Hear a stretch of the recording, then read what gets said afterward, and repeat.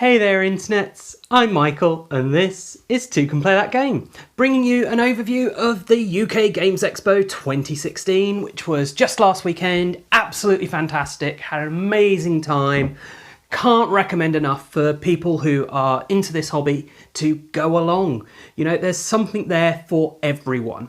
You know, if you are interested in competitions, there's tons of national competitions. I think there was Pandemic, Netrunner, Yu-Gi-Oh! You know, there is all sorts going on there.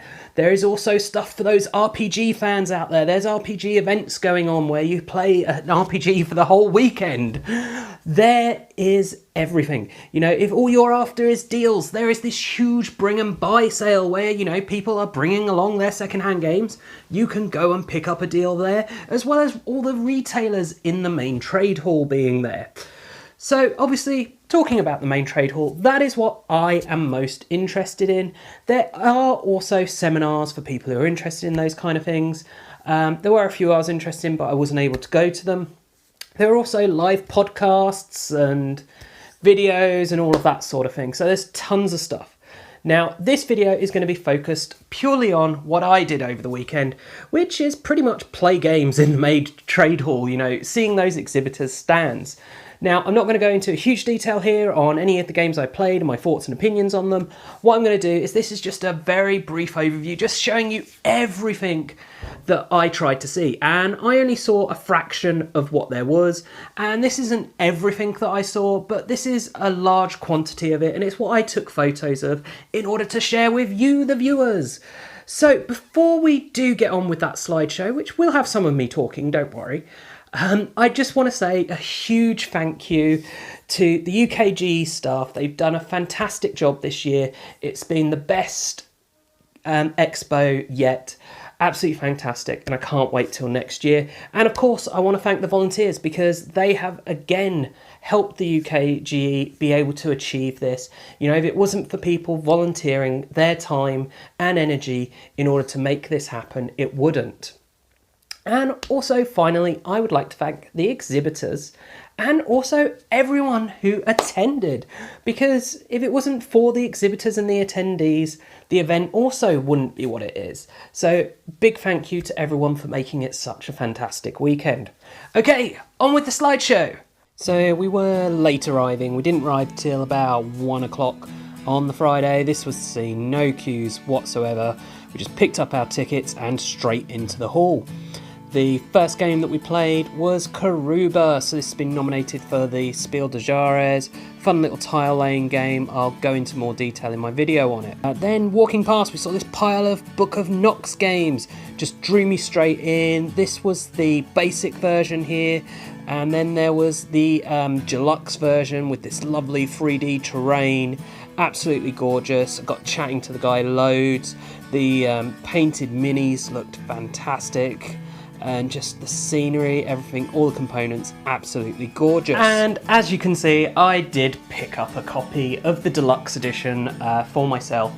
I'm gonna, of course, at some point be doing videos on this.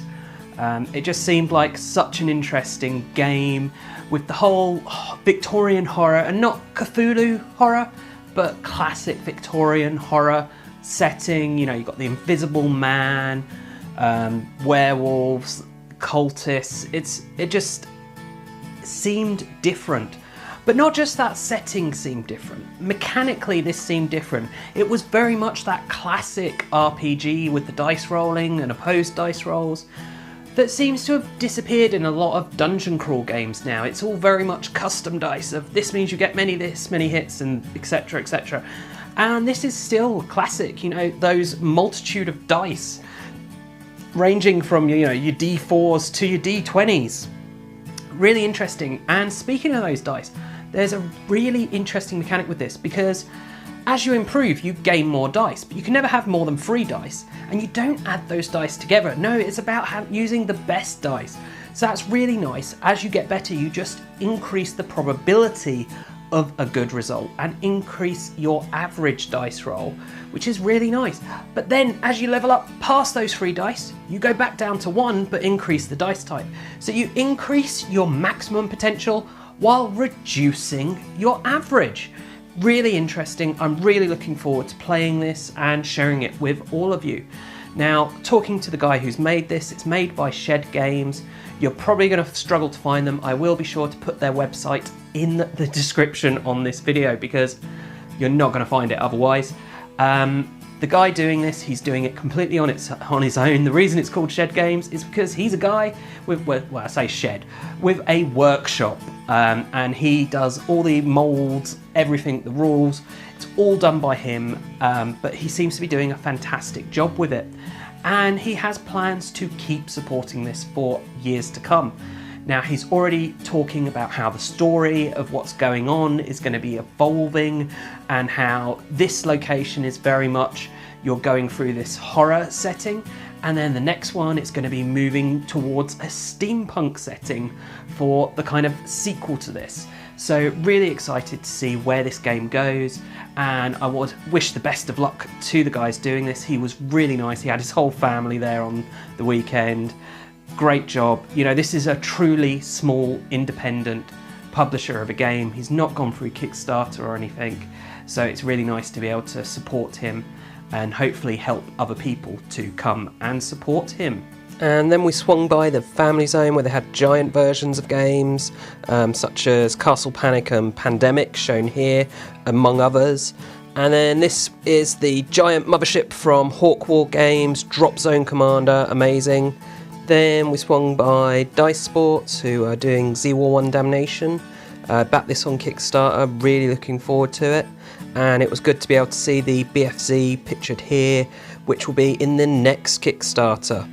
Then I tried to play Dark Souls. It was very busy though at Steamforged, and there wasn't really a lot to see either. They still just had that one boss battle. Then we played Tatsu by Gem42 Games, a little abstract strategy game from the same designer as Hive.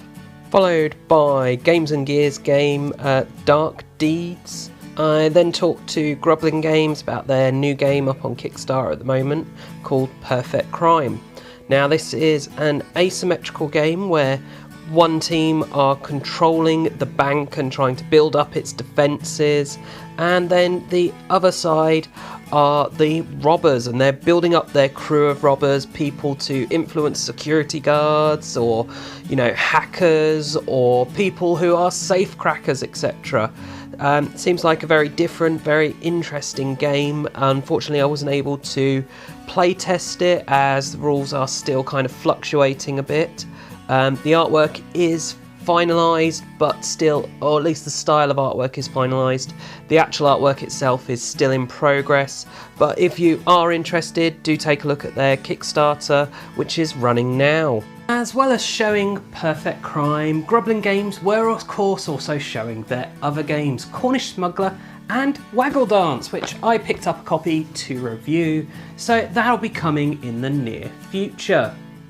And we were out of time for the Friday, so we headed back over to the Hilton to get some dinner. So this is all the food trucks that are outside the Hilton there, lots of tasty options, and then we moved on to try and find some open gaming space. As you can see, it was busy as anything. We couldn't find a single space on a table, so in the end we just went back to our hotel room and played games there. Then first thing on Saturday we headed over to play Nine Worlds, an interesting little area control game due out at Essen and available for pre-order now. Then we played Ember, a little card game about summoning magical creatures in order to gain victory points and special powers. Then Pegasus Spiele had a giant version of their family game, and this was the open play area at the First Meeples Game Library in the NEC Hall 1. Then we boarded the Wotan bus to play War of the Nine Realms, a skirmish game set in Norse mythology that is coming to Kickstarter in the next few weeks. And for winning War of the Nine Realms on the Wotan bus, they gave me this awesome mug. So yeah, free mug, score. Then back over at Pegasus Spiele we saw a giant game of Yeti. Then we played a game of the Cohort by Mage Company Games, which is a set collection game. This was the new Labyrinth board game. Looks really stunning on these miniatures here, but it is a very, very high price point. Wasn't able to really test the gameplay at all either. One we did get to test was Onitama, an abstract strategy game from Arcane Wonders and part of the Dice Tower Essentials line. Then I took a look at the retail components for Codinca, which I previously reviewed the prototype for, and it's looking really good, really nice, high quality. Then I played Beyond Baker Street by Z-Man Games. This is a hidden information cooperative deduction game, sort of like Hanabi. And again, it was time for the trade hall to shut, but this time we rushed over, had our dinner, got straight into the open gaming areas and actually managed to get a table and had a great time playing games with a couple of the followers of the channel, which was lovely. And on Sunday, for the first time that weekend, we were actually on time to the trade hall and hit a big giant queue, which I'm sure is the same as it's been every day. But it did clear straight through as soon as the doors opened, so no worries there. And we rushed over to Scythe's table and found it wasn't there, but we waited for it and then we were able to play it. This is the new game from Stonemeier Games and it was being shown by Board Game Extras. And then I was able to play a game of Pandemic Reign of Cthulhu, a cooperative game about set collection trying to stop the old ones entering this world and summoning Cthulhu and taking over. Then this is Raid and Trade, the new game from Mage Company Games. It looked really interesting. I would have liked to have been able to try it and find out more, but there was no one free to demo it at the time, unfortunately. And we then went and had lunch at the food truck area inside the NEC hall, which had a few different options available, all seemed very nice and tasty. At which point we moved on to CGE's stand and we were able to play their new game in development at the moment called Adrenaline, which was being demoed by Paul Grogan from Gaming Rules and was a bit of a surprise because it looks like an Ameritrash game, but it's actually a Euro in disguise about resource management and also area control. Then this is the giant version of Colt Express that Asmodee had. Very impressive, just the same thing as the original game scaled up. And this was the dice shop. I just love dice and they had thousands and thousands of dice, really nice to see. We then played another game, the football game. This is coming to Kickstarter soon and is all about trying to manage your team and end up in the best possible place given your team's strength. The final game we played, with the hall all closing up around us, was Isle of Skye by Mayfair Games. This is a hidden auction tile placement game that's been nominated for the Kennerspiel de Jaris this year. So that was my rather exhausting but amazing weekend at the UK Games Expo. Now, as I've said, if you do want more information on the games that I actually played, I will be doing first impressions videos on those, so be sure to subscribe so you don't miss them.